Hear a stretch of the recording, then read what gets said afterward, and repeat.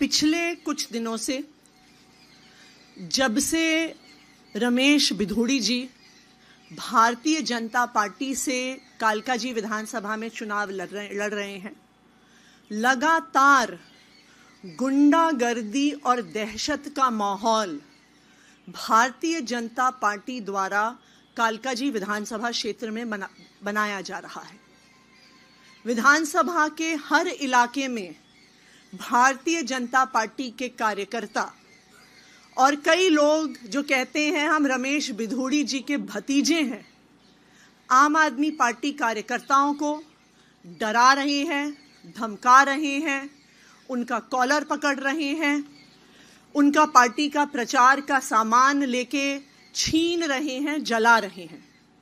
मैं एक एक करके पिछले एक हफ्ते में हुई ऐसी गुंडागर्दी की घटनाएं आप सभी के साथ शेयर करना चाहूंगी। 15 फरवरी को गिरिनगर इलाके में आम आदमी पार्टी के वार्ड अध्यक्ष अरुण चौहान जी और हमारी महिला विंग की टीम डोर टू डोर कर रही थी। वहां पर भारतीय जनता पार्टी के राजीव भाटी जी, जो कहते हैं वो बिधूड़ी जी के भतीजे हैं और भारतीय जनता पार्टी के पदाधिकारी हैं, बीजेपी का पटका उन्होंने पहना हुआ था।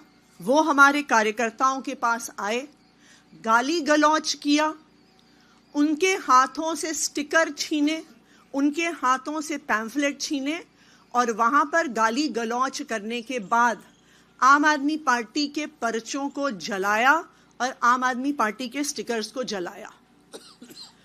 19 जनवरी 2025 गोविंदपुरी गली नंबर 3 में दीपा सिंह जी नाम की आम आदमी पार्टी की एक कार्यकर्ता हैं।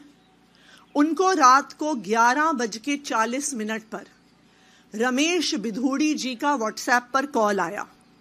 9811039678 फोन नंबर से रमेश बिधूड़ी जी ने दीपा जी को कहा कि तुम पहले भारतीय जनता पार्टी में होती थी कई साल पहले, तो वापस आ जाओ।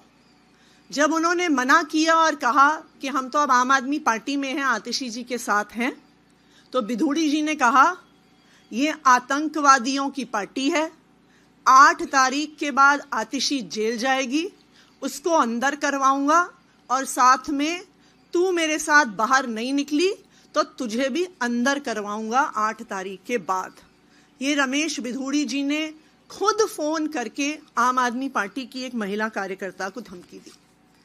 19 तारीख को ही गोविंदपुरी गली नंबर 5 में हमारे एक कार्यकर्ता का रिश्तेदार अंकित गुप्ता दिल्ली के बाहर से आया हुआ था, डोर टू डोर प्रचार कर रहा था। भारतीय जनता पार्टी के कार्यकर्ताओं ने उसका पटका छीना, उसको थप्पड़ मारा और जो पर्चे उसके हाथ में थे उनको जला दिया। 20 जनवरी कल नवजीवन कैंप के F ब्लॉक में 2 दिन पहले भारतीय जनता पार्टी की टीम, कई बच्चों को उन्होंने लगाया हुआ था स्टिकर्स चिपकाने के लिए, पोस्टर चिपकाने के लिए। जब हमारी एक कार्यकर्ता विजेता कुमारी जी ने इस पे ऑब्जेक्शन किया तो वहीं पर खड़े होके भारतीय जनता पार्टी के कार्यकर्ताओं ने आम आदमी पार्टी की महिला कार्यकर्ता से गाली गलौज करी। कल ये भी 20 तारीख को 1 नंबर गली गोविंदपुरी में, और इसकी कल मैंने शिकायत भी करी इलेक्शन कमीशन के ऑफिसर से, मनीष बिधूड़ी जी जो कहते हैं कि वो रमेश बिधूड़ी जी के भतीजे हैं, इन्होंने हमारे कार्यकर्ताओं के साथ गाली गलौज किया और कहा घर बैठ जाओ वरना हाथ पैर तोड़ देंगे। 21 तारीख को गिरिनगर में मानव कल्याण कैंप के सामने फिर से इन राजीव भाटी जी ने हमारे एक कार्यकर्ता रोशन चौहान जी को रोका, उनको कहा कि भारतीय जनता पार्टी में आ जाओ। फिर उनको कहा कि रमेश बिधूड़ी जी आपसे फोन पे बात करना चाहते हैं। राजीव भाटी जी ने अपने फोन से रमेश बिधूड़ी जी को फोन लगाया, रोशन चौहान जी से बात करवाई। रमेश बिधूड़ी जी ने उन्हें बोला कि बहुत प्रचार कर रहे हो, बहुत फुर्ती आ गई है तुम्हारे अंदर, कहा कि भारतीय जनता पार्टी में तुम पहले थे, वापस आ जाओ। जब उन्होंने कहा मैं आम आदमी पार्टी के साथ हूं और रहूंगा, तो रमेश बिधूड़ी जी ने उनको कहा कि तुम्हारी बेटी का ग्रेटर कैलाश में घूमते हुए मेरे पास एक वीडियो है, तू घर से बाहर निकला तो तेरी बेटी का वीडियो वायरल कर दूंगा। तो हम साफ साफ देख सकते हैं कि भारतीय जनता पार्टी के प्रत्याशी रमेश बिधूड़ी जी, उनके अलग अलग कार्यकर्ता, उनके भतीजे आज चुनाव नहीं लड़ रहे हैं। आज वो पूरे इलाके में सिर्फ और सिर्फ गुंडागर्दी फैला रहे हैं। आज इन सारे मुद्दों पे हम इलेक्शन कमीशन को कंप्लेंट करने वाले हैं कि रमेश बिधूड़ी जी पर, उनके कार्यकर्ताओं पर, उनके भतीजों पर एफआईआर दर्ज की जाए और सख्त से सख्त कार्रवाई करी जाए। अभी जो आतिशी जी ने कहा ये बेहद बेहद चिंताजनक है।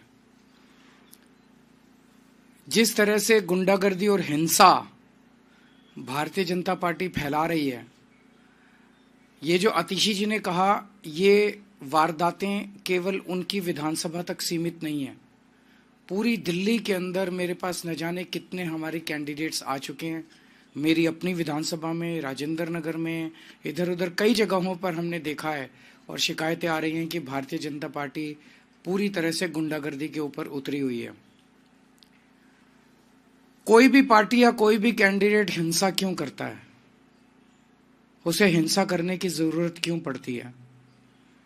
वो तभी हिंसा करता है जब वो देखता है कि बाकी अन्य अहिंसात्मक तरीके से, शांतिपूर्ण तरीके से उसका जीतना असंभव है। जब उसके पास कोई नैरेटिव नहीं होता, जब जनता उसके साथ नहीं होती, जब जनता उसकी बात नहीं सुन रही होती, तब वो फिर हिंसा पे उतारू होके येन केन प्रकारेन वो चुनाव जीतने की कोशिश करता है। आज दिल्ली में भारतीय जनता पार्टी की यही हालत है। पूरी दिल्ली में भारतीय जनता पार्टी अपनी ऐतिहासिक हार की तरफ धीरे धीरे, या मैं कहूँ तेजी से बढ़ती जा रही है। ये हार ऐसी होने वाली है भारतीय जनता पार्टी की, शायद भारतीय इतिहास के अंदर लिखा जाएगा कि एक पार्टी थी जो इतनी बुरी तरह से हारी। उसकी वजह से अब इसकी कमान अमित शाह जी ने संभाल ली है केंद्र में, और पूरी दिल्ली पुलिस को कानून व्यवस्था से विड्रॉ कर दिया गया है। और पूरी दिल्ली पुलिस को विड्रॉ करके उनको केवल और केवल भारतीय जनता पार्टी के चुनाव प्रचार में करने में, पूरी दिल्ली पुलिस अब भारतीय जनता पार्टी का चुनाव प्रचार कर रही है। और चुनाव प्रचार कैसे कर रही है? भारतीय जनता पार्टी के गुंडों को गुंडागर्दी करने में संरक्षण देते हैं या फैसिलिटेट करते हैं, पार्टिसिपेट भी करते हैं। पूरे खुलेआम गुंडागर्दी चल रही है, पैसे बांटे जा रहे हैं, सामान बांटे जा रहे हैं, साड़ियां बांटी जा रही हैं, और पुलिस वहीं खड़ी होती है। पुलिस बाकायदा लोगों को लाइन में खड़ा करा के प्रॉपरली उनको सामान दिलवाती है, प्रॉपरली पैसे दिलवाती है, चेक करती है। वोटर हो तो सामान लो, वोटर नहीं हो, वोट नहीं बना हुआ तो पुलिस बाकायदा चेक कर करके सामान बंटवा रही है। तो पुलिस के संरक्षण में पूरी दिल्ली से दिल्ली पुलिस को विड्रॉ कर लिया गया कानून व्यवस्था से। और इसलिए हम देख रहे हैं पिछले कुछ दिनों में किस तरह से पहले से ही चरमराई हुई थी दिल्ली की कानून व्यवस्था, अब तो पूरी तरह से ध्वस्त हो चुकी है दिल्ली की कानून व्यवस्था, क्योंकि दिल्ली के लोगों के संरक्षण देने के लिए, उनको सुरक्षा देने के लिए कोई पुलिस अवेलेबल नहीं है। सारी दिल्ली पुलिस केवल और केवल भारतीय जनता पार्टी को, गुंडागर्दी को संरक्षण देने के लिए लगी हुई है। मेरी एक दो एसएचओ से बात हुई, उन एसएचओज ने मुझे जो बताया वो इतना खतरनाक है कि आप सुन के आपके रोंगटे खड़े हो जाएंगे। उन्होंने कहा जी सीधे एमएचए से आदेश आ रहे हैं, बीच में कोई सीपी नहीं है, कोई डीसीपी नहीं है, कोई स्पेशल सीपी नहीं है, कोई एडिशनल सीपी नहीं है, सीधे एमएचए से आदेश आता है एसएचओ को, फलानी फलानी जगह फलाने फलाने नेता की के आम आदमी पार्टी के नेता की मीटिंग डिसरप्ट करनी है। और पुलिस वहां पे बाकायदा लेके जाती है बीजेपी के गुंडों को अपने संरक्षण में, वहां पे गुंडागर्दी करवाती है। दिल्ली के अंदर अब केवल आम आदमी पार्टी नहीं, कोई पता चल जाए कि आम आदमी पार्टी का समर्थक है, आम आदमी पार्टी का वोटर है, उसको भी नहीं बख्शा जा रहा, उसको डराया जा रहा है। जैसे अब इन्होंने कहा धमकाया जा रहा है, डराया जा रहा है। और पूरी दिल्ली के अंदर एक जबरदस्त डर का माहौल है कि खबरदार अगर आम आदमी पार्टी को वोट दिया तो दिल्ली ने इस तरह की हिंसा कभी नहीं देखी थी। दिल्ली एक शांतिप्रिय स्टेट है, दिल्ली एक सभ्य लोगों का शहर है, दिल्ली पढ़े लिखे लोगों का शहर है।